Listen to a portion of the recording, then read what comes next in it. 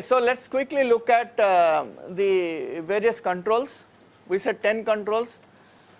Budgeting we will not look at because yesterday we have already seen it.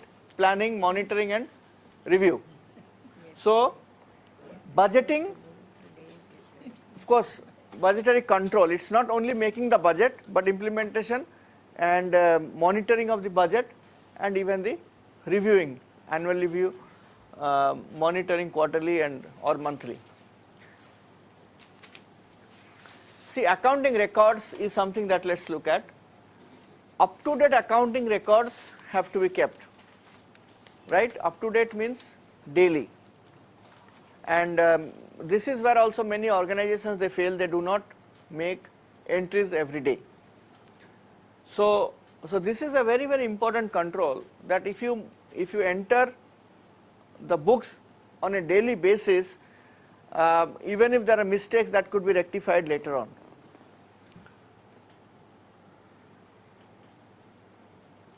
And the summaries of the accounts to be presented to governing board, treasurer and all that what she was mentioning is a very important practice, so that at least you prepare that sort of a summary. Of course, audit is very important. If the auditors have given some recommendations, that needs to be followed up, and you should ask the auditors to give recommendations. Sometimes the management letters, they are not mandatorily issued by the auditor, but the organization can ask for the management letter, and then the recommendations need to be sincerely followed up. So that is about the accounting records. Incoming funds. Now here I think we were talking about the issue about the program manager who disbursed the salary to himself. Security of incoming funds is very important. So sometimes incoming mails might contain some checks. Now the person who opens the mails in an organization is normally the lowest level staff and stamps it. And if there are checks and things like that, and if they or payment intimations and all, there is a chance that it might get lost. They are small issues but very important. So incoming mail should be opened in a secured place in the presence of more than one person. For all cash receipts must be issued immediately, and cash and checks received should always be recorded immediately. And this is very important. A senior staff must make regular check to ensure that income records are accurate.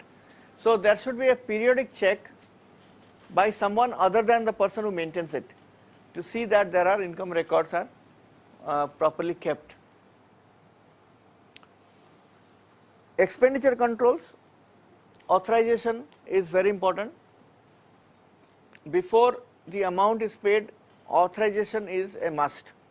Sometimes what happens is just before the audit, so much of vouchers come to the chief functionary to be authorized, and chief functionary takes about a day to sign all the vouchers. So what does that signify? The payment processes have not been followed during the year, or at least verbally followed but not formally followed. Right. So the person authorizing expenditure should be different from the one who prepares and signs the checks. So the person who prepares and signs the checks and the person who authorizes the payment should be different people. But I mean, how is that always feasible, especially in a smaller organization?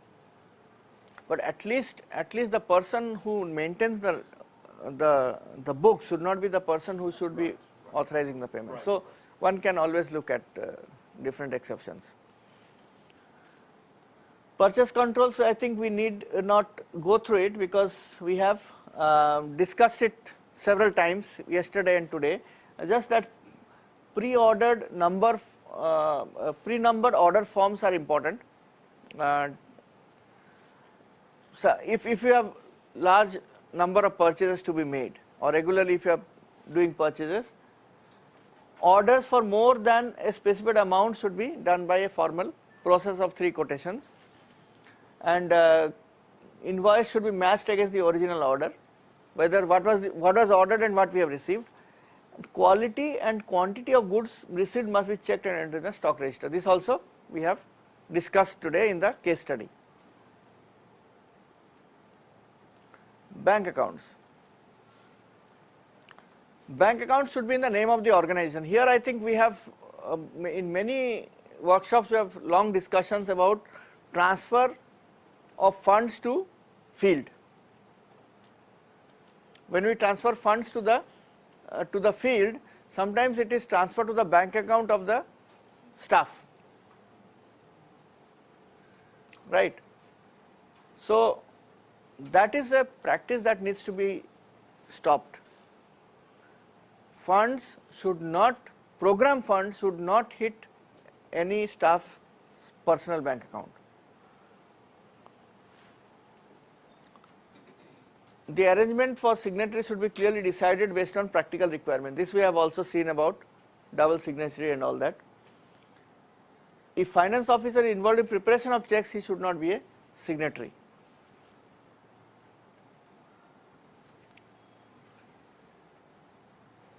Most of the payments should be made by account pay checks.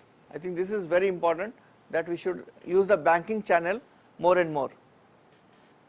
Blank checks should never be signed, because if you sign a blank check, there is a huge lapse in the internal controls. Money receipts should be deposited in the bank as often as practical. This of course we have also discussed about. Large cash should not be retained in office during weekend and holiday. Sometimes on Friday 50,000 rupees cash withdrawal check will come, and then one needs to be careful what will you do during the weekend, and security of the cash is important. Reconciliation also we have seen that monthly or quarterly? Monthly, every month. Unused check leaves should be kept in safe custody. Now this is also another problem that we open bank accounts over a period of time, there are many inoperative bank accounts lying all over the place. So if there are certain bank accounts which are not being used, it's better to close those bank accounts rather than keeping them idle. Now let us look at some of the cash transactions. Cash of course must be held in a secured place within the organization. Insurance cover must be taken for cash. So cash in transit and even cash in the premises. If somebody is having cash in transit insurance, that is much easier, because I know some organizations who lost cash, and then because they had the insurance they could get the money back from the insurance company. Only one person must be responsible for handling cash. There sometimes people say that there will be rotation of people who will handle cash, but not two people at the same time. There has to be one person, clear trail must be kept, and it should be transferred to given to the next person. The cashier should be different from the person dealing with the accounting record. All cash receipts and payments must be recorded in the cash book as soon as possible. Pre-numbered receipts for issuing money receipts. First copy issued to the person paying cash. The second copy is written in the organization for accounting records. And it should not be perforated, it should be carbon copies. Because perforation, what is the problem? You can write one thing on this and another amount on the counterfoil. Large and unusual payments should be authorized by a senior person. The limit must be set. Senior staff must make periodical physical verification of cash. So vehicle, computers should be limited, who can use it, all those things need to be clarified.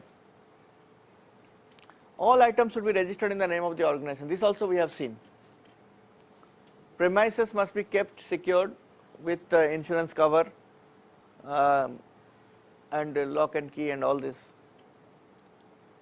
Policy about use of organizational asset by the staff should be in place. What are the assets of the organization which can be used by the staff. Those kind of things can be set. Staff attendance records are also important.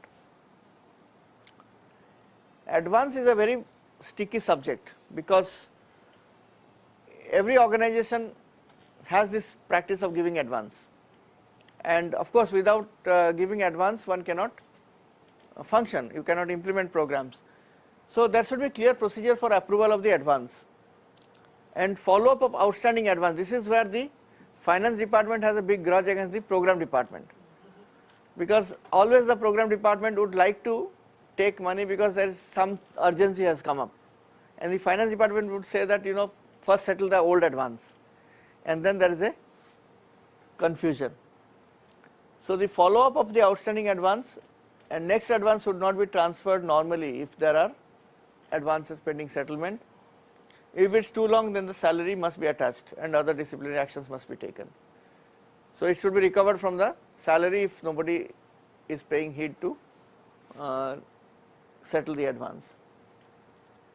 Now this is segregation of duty. This is a very important area. This affects all areas of internal control. It aims at preventing errors and potential frauds by ensuring that one person is not responsible for the whole transaction. This is the whole issue. If there is one person who is responsible for the entire transaction, then there is bound to be lapse in the controls. So there should be various people involved at various processes. Somebody who places the order, somebody who receives the goods, somebody who authorizes the payment, somebody who makes the check and so on, and somebody who signs the check. So as many people involved in a particular transaction would always be healthy. In small organizations sometimes we say that who will make the cash verification? The cashier, accountant, and everybody is the same. Sometimes you can take external help. You can ask the auditors to come and do cash verification, for example. Or even cashier need not know the finance. He could be an administrative person or a assistant who can hold cash. So these are then small organizations should not be taken as an excuse for not having internal controls. You can be creative about it. This is something I always say that whenever we do workshops, this is what we come across, that people say that we are a small organization, we don't have many people, how we'll be able to install this kind of controls. But one can be creative. Basically the issue is that there should be more than one person involved in the entire transaction. So this is about the controls.